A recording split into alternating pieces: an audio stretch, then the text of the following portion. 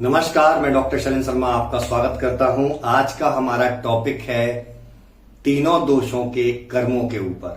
जैसा कि कल हमारा लेक्चर रहा था कि वात पित्त कफ को बेसिकली हम सिंपल वे में कैसे समझे, उसी सीरीज में आगे मैं चल रहा हूं।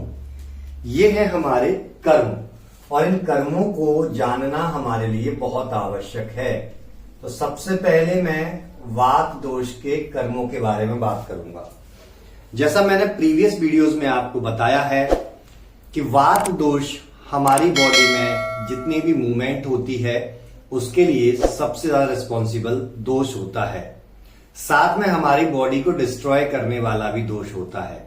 तो इसके जो गुण मैंने आपको बताए थे, थोड़ा रिकैप कर दूं। तत्र रूक्ष लघु शीतः खरः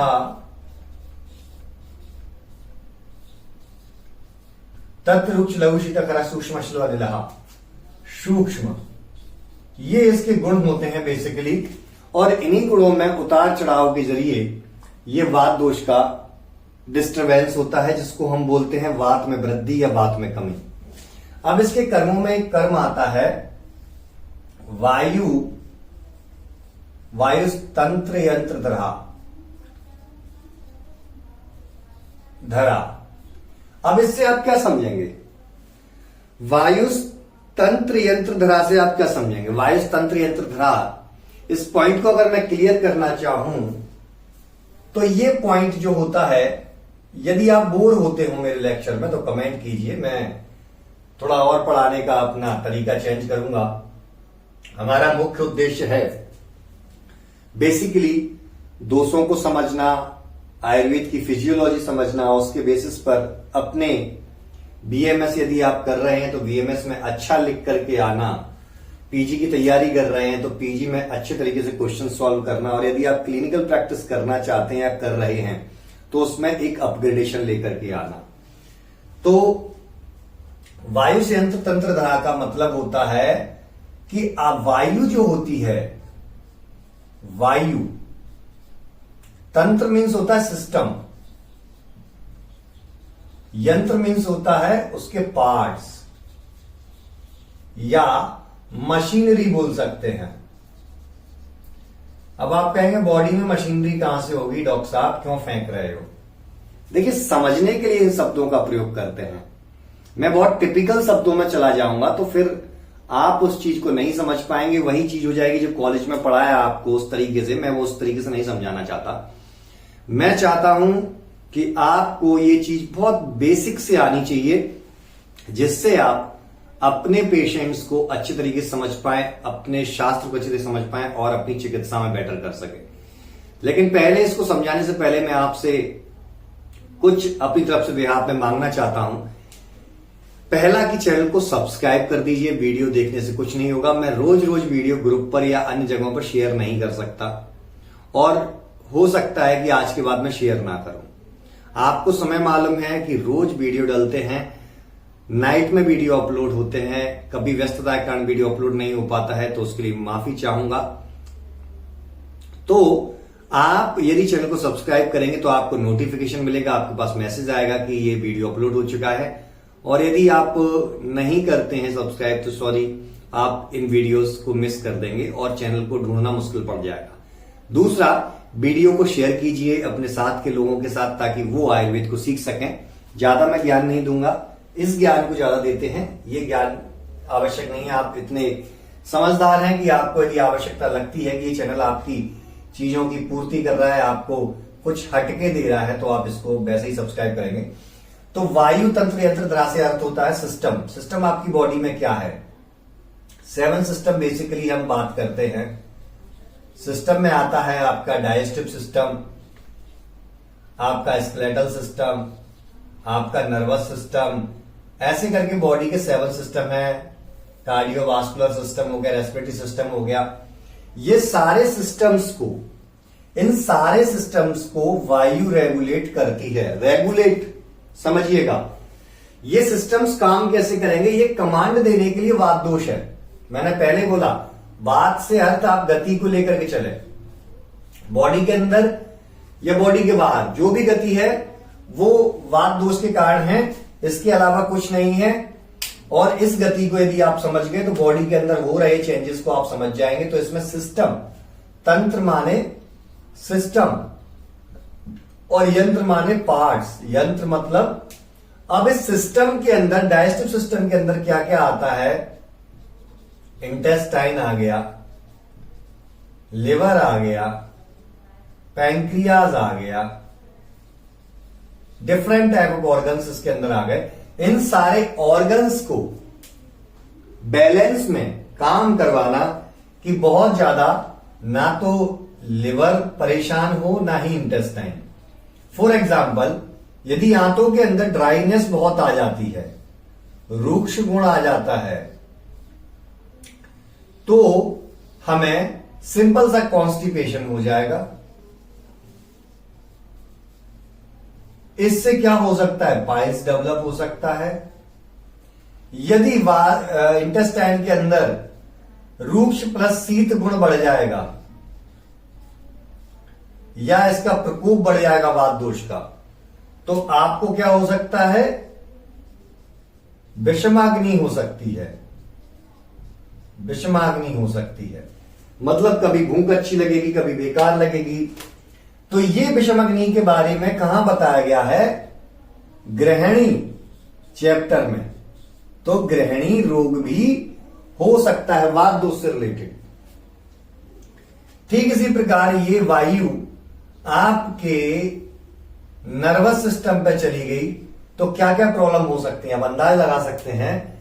nerve conduction velocity NCV disturb हो सकता है, पैरालिसिस हो सकता है, आपको सर्वाइकल स्पॉन्डिलोसिस हो सकती है, माइग्रेन हो सकता है।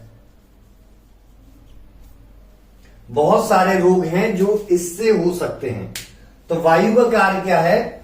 वायु का कार्य है बैलेंस बना के रखना आपके सिस्टम में, और आपके जो मशीनरी मैंने बोला कि उसको ऑर्गन्स हम कहेंगे, उन ऑर्गन्स के अंदर। और उसके अंदर भी बहुत डिटेल में यदि आप जानना चाहो तो जैसा मैंने बताया कि ऑर्गन के अंदर सेल्स होती हैं और सेल्स के अंदर ऑर्गेनेल्स होते हैं। प्रीवियस वीडियो देखोगे उसके अंदर बताया है मैंने कि ऑर्गन सेल्स के अंदर एंड ऑर्गन्स के अंदर कैसे वात पित्त कफ काम करते हैं। पुराने वीडियो को छांट करके देखना होगा। फिर आता है आपका वाक चेष्टा, प्रवर्तको वाक चेष्टस्य। ये श्लोक आता है। इसमें क्या है? वाक चेष्टा मतलब मैं जो अभी बोल रहा हूं, स्पीकिंग एबिलिटी। अब स्पीकिंग कैसे होगी? आप बोलते कैसे हो? इसमें कौन कौन से पार्ट काम करते हैं? टंग, आपकी जीभ, आपके वोकल कॉर्ड और आपका ब्रेन का ब्रोकास एरिया। कौन सा? Broca's area. आपके ब्रेन का ब्रोकास एरिया। अब आपका ये ब्रेन वाला पार्ट हो गया, आपके ये वोकल कॉर्ड हो गए और ये आपकी टंग हो गई। ये ब्रेन हो गया, ये आपका वोकल कॉर्ड हो गए और ये आपकी टंग हो गई। अब यहां से जो नर्व निकलेगी वो नर्व वोकल कॉर्ड से कहेगी कि ये स्पीच आपको देनी है, मतलब वात दोष के कर्म पढ़ाने हैं।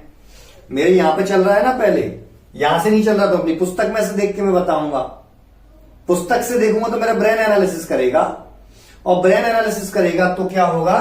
वो ऑर्डर देगा, कमांड देगा कि भाई यार थोड़ा बोलने के लिए, अगर आप बोलना चाहते हो, if you have to speak something else और अदर, तो आपके वोकल कॉर्ड पे एक मैसेज जाएगा। उस मैसेज के ट्रांसमिशन के लिए वात दोष है, और वो मैसेज आपकी टंग पर जाएगा तो टंग आपकी मूवमेंट करेगी। आ गया ना गति? तो प्रवक्ता चेष्ट करके जो बोला गया है कि बोलने की चेष्टा को उत्पन्न करने के लिए भी इसका कर्म होता है तो ये चीज भी आपको ध्यान करनी है कि कोई व्यक्ति के यदि वोकल कॉर्ड ठीक है, उसकी टंग का shape and structure everything is right, तो आपको एक बार विचार करना है कि वात दोष की प्रॉब्लम तो नहीं है, ब्रेन में कोई प्रॉब्लम तो नहीं है। पर बोला नियंता प्रणेता च मनसः, नियंता प्रणेता च मनसः।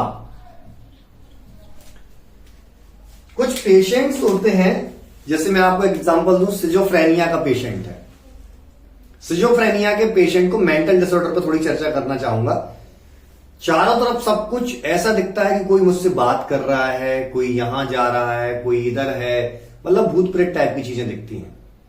वो अकेला अपने आप में ही बातें करता रहता है सिजोफ्रेनिया। कुछ भी इधर बात कर रहा है, कुछ भी उधर बात कर रहा है, बोल रहा है, कहीं भी जा रहा है, कुछ भी हरकतें कर रहा है।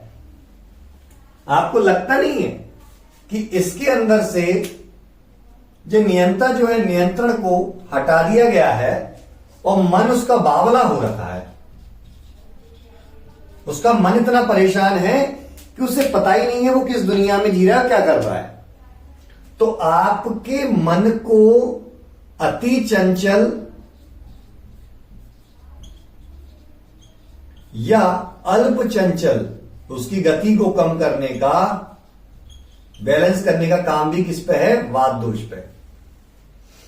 तो जब इस प्रकार के पेशेंट आपको मिले तो उनकी बात से संबंधित हिस्ट्री लेने का प्रयास कीजिए। अभी बेसिक समझ रहे हैं, जब डिजीज पर जाएंगे तो और डिटेल में जाएंगे। मैं अपने आयुर्दृष्टि क्लिनिकल कोर्स में इस पर बहुत डिटेल में चर्चा करता हूं। यदि आप इंटरेस्टेड हो तो डिस्क्रिप्शन बॉक्स में उसकी लिंक रहेगी, आप उसको एक बार देख सकते हैं। फिर आता है सर्वेंद्रियाणाम उद्देजका, सभी इंद्रियों को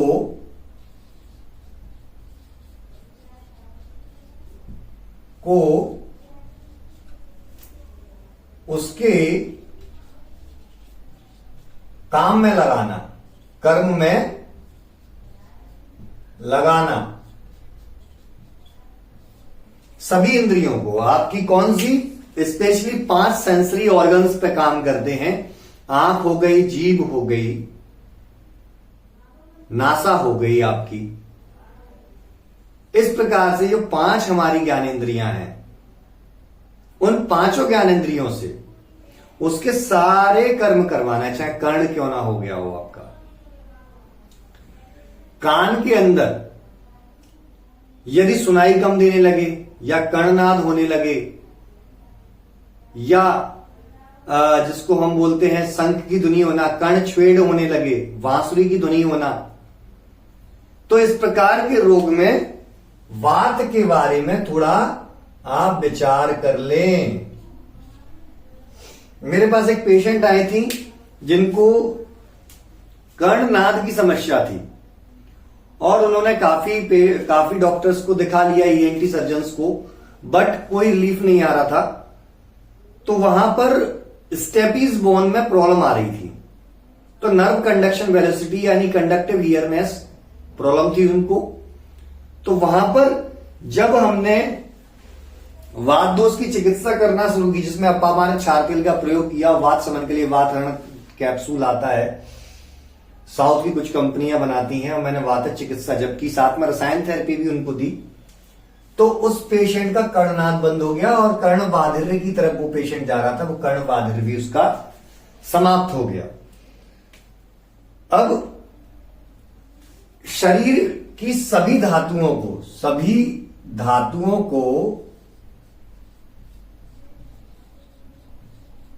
को बैलेंस रखने का कार्य भी हमारे वात दोष का है। सभी धातुओं को बैलेंस करने का कार्य भी हमारे वात दोष का है। क्यों? आप जो भी भोजन कर रहे हैं बॉडी के अंदर, वो पर्टिकुलर उस ऑर्गन पर कैसे पहुंच रहा है, जिस ऑर्गन को जरूरत है। आपके शरीर में मांस धातु की कमी है तो मांस धातु तक मांस धातु से संबंधित तत्व कैसे पहुंच रहे हैं, सधर्मी तत्व कैसे पहुंच रहे हैं, समान धर्मों के तत्व कैसे पहुंच रहे हैं। रक्त बनाना तो रक्त बनाने के लिए आयरन है, प्रोटीन्स हैं, ये कैसे उस प्रोसेस में पहुंच रही है। जो केदारी कुल्या न्याय, खले कपूत न्याय या किसी भी न्याय को आप पकड़ लीजिए, वहां पर एक पर्टिकुलर जगह से दूसरी जगह तक, दूसरी धातु के पोषण तक जाने के लिए एक्स्ट्रा जो मटेरियल होता है, उसको जो गति प्रदान होती है, वो गति वात दोष की वजह से ही तो होती है। तो वो गति आवश्यक है। कल मैंने संधान के बारे में पॉइंट बताया था, मैं आज उसको डिस्कस नहीं करूंगा, आप कल के वीडियो को देखिए। संधान कर्म इसका जो है। फिर आता है इसका हर्ष उत्साह, हर्ष और उत्साह। बॉडी के अंदर जो एक्साइटमेंट होती है, अभी मन से मैंने संबंधित बात करी कि मन को चंचल है या कम चंचल है, कोई शांत बैठा है ऐसे, कोई बहुत ही ज्यादा एक्साइटेड है, तो उसमें वात क्षय या वात वृद्धि का कोई ना कोई रीजन होगा। उस चीज को भी आपको पता करना है। दोष संशोषण, दोष संशोषण से अर्थ होता है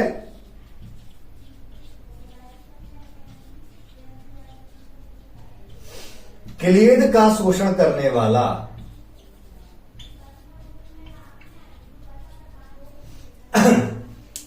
लास्ट ईयर मेरे एक स्टूडेंट थे, उन्होंने हमारे आयुर्दृष्टि क्लिनिकल कोर्स में एक क्वेश्चन रखा। उन्होंने वो ये सारा डिस्कशन आपको हमारे ऐप पर आयुर्दृष्टि क्लिनिकल क्लासेस में जितने भी केस डिस्कस हुए हैं सभी पढ़े हुए हैं।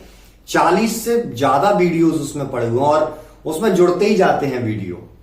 तो आपके लिए बहुत अच्छा, इस समय मैं बोल रहा हूं कि बहुत अच्छा दीपावली तक एक ऑफर है, उसके साथ आप जुड़ना चाहें जुड़ सकते हैं, कोई वो नहीं है। पहले इस चीज को क्लियर कर लेते हैं। यदि जुड़ना चाहते हैं कमेंट बॉक्स में उसकी लिंक है, आप जुड़ जाइएगा।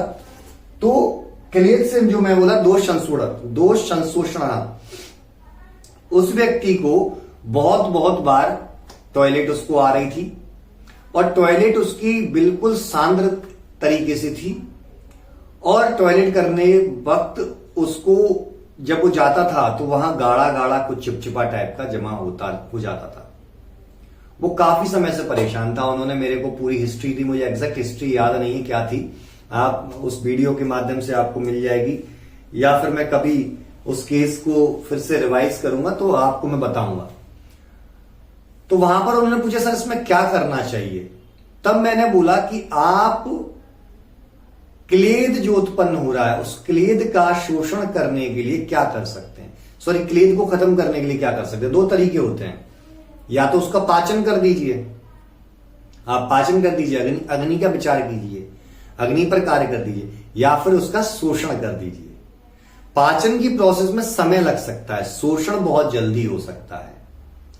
क्रिकेट ग्राउंड की पिच होती है, पानी बरस जाता है तो वहां पर ड्रायर के थ्रू इतनी जल्दी उसको सुखा दिया जाता है, आप खुद देख सकते हैं। हमारे बाल गीले होते हैं, ड्रायर से कितना जल्दी सुखा लेते हैं आप समझ सकते हैं। तो ड्राई करने का प्रोसेस सही है, बहुत जल्दी होता है, और वहीं पर पाचन का प्रोसेस लंबा होता है। तो दोनों चिकित्सा को ऐड करिए, इस प्रकार से आप कॉम्बिनेशन बनाइए कि उसका शोषण भी हो और साथ में पाचन भी हो। तो दोनों चीजें होंगी तो पहले तो उसको इंस्टेंटली रिलीफ मिलेगा, और इंस्टेंटली रिलीफ मिलने के साथ साथ उसको लॉन्ग टर्म भी बेनिफिट मिलेगा, क्योंकि वो क्लेद का बनना रुक गया है पाचन अच्छा होने से। तो जब मैंने उनको ये चिकित्सा बताई तो हमारे उन स्टूडेंट ने with in 2 to 3 days something उसके बाद मुझे रिवर्ट दिया कि सर उस पेशेंट को बहुत अच्छा आराम मिला है जो कहीं से नहीं मिला था। तो इस प्रकार से चिकित्सा लाभदायी होती है। उस कोर्स के अंदर काफी ऐसे मॉड्यूल्स हैं, काफी ऐसे डिस्कशन हैं जो मेरे हिसाब से आपको जरूर देखने चाहिए, है ना। तो सारी लिंक मैं डिस्क्रिप्शन बॉक्स में डाल दूंगा, अगर आप इंटरेस्टेड हो तो एक बार जाकर के चेकआउट कीजिए। तो वात दोष के और भी कार्य होते हैं, ऐसे मल का निष्कासन, ये भी वात दोष करता है। गर्भ की आकृति, गर्भ को बनाने का कार्य भी करता है, उसका शेप साइज डिसाइड करता है। गर्भ निष्कासन यानी डिलीवरी के लिए भी रिस्पॉन्सिबल होता है। श्वास लेना, श्वास निकालने के लिए भी रिस्पॉन्सिबल होता है। अग्नि को प्रदीप्त करना, अग्नि को कम करने के लिए भी रिस्पॉन्सिबल वात दोष होता है। जब हम धीमे धीमे आगे की तरफ बढ़ेंगे तो मैं आपको ये बता दूं कि अभी तो ये वात के कॉमन कर्म थे, कॉमन एक बेसिक कर्मा ऑफ वात दोषा। जब हम आगे आगे बढ़ेंगे तो धीमे धीमे हम 5 प्रकार के वात दोष को एक एक करके एक्सप्लेन करेंगे, ब्रेक डाउन करेंगे, और आप ये विश्वास मानिए कि आप कहेंगे कि इससे अच्छा वात दोष कभी समझ में नहीं आया। ये इतना गजब का वाद दोष समझ में आया, जो कि बहुत अच्छी चीज है। इसलिए मैं कहता हूं सब्सक्राइब कर लीजिए, शेयर कर दीजिए, ताकि आप और आपसे जुड़े आयुर्वेद के जितने भी व्यक्ति हैं उन सबको इसका लाभ मिल सके। तो यहां पर मैं और उसमें डिस्कस करूंगा कि आपको बताऊंगा कि एक ही बॉडी के अंदर कैसे एक अंग वात 6 से पीड़ित हो रहा है और एक अंग में वात वृद्धि दिख रही है। बॉडी एक ही है, लेकिन एक जगह वात वृद्धि, एक जगह वात 6 है। आपको पता चलेगा कि वात अवरोध होने पर क्या लक्षण आते हैं और वात का अवरोध ना होने पर क्या लक्षण आते हैं। वात पित्त के साथ जुड़ता है तब क्या लक्षण दिखाता है, पित्त वात के साथ जुड़ता है तो क्या लक्षण दिखाता है, वात कफ के साथ, और ये तीनों आपस में जुड़ते हैं। वात प्रधान पित्तज, पित्त प्रधान वातज, कफ प्रधान पित्तज, कफ प्रधान वातज। इस प्रकार की जब व्याधियां बनती हैं तो कैसे हम डिफरेंशियल डायग्नोसिस करके उसको ठीक कर सकते हैं। मैं डॉक्टर शैलेंद्र शर्मा इतना तो आपको विश्वास दिला सकता हूं अपने अनुभव से, काफी समय से पढ़ा रहा हूं, प्रैक्टिस कर रहा हूं, कि शायद आप आज जिस लेवल पे हो, आप खुद कमेंट बॉक्स में कीजिए, अगर इतना आपको पता चल गया तो क्या आपका लेवल नहीं बढ़ेगा? तो फिर देरी क्यों कर रहे हैं? जुड़ जाइए हमारे साथ, नोटिफिकेशन आए वैसे ही जुड़िए, और यदि आपकी इच्छा है तो कमेंट बॉक्स में कीजिए, मैं लाइव भी आऊंगा, आपके क्वेश्चंस को उठाऊंगा। और यदि आप इंटरेस्टेड हैं हमारे टेलीग्राम चैनल से जुड़ने के लिए और हमारे ऐप को डाउनलोड करने के लिए, तो बिल्कुल कर सकते हैं। डिस्क्रिप्शन बॉक्स में सभी के लिंक हैं। कल फिर मैं इसी समय पर आपसे मिलूंगा, तब तक के लिए मैं डॉक्टर शैलेंद्र शर्मा आपसे विदा लेता हूं। धन्यवाद।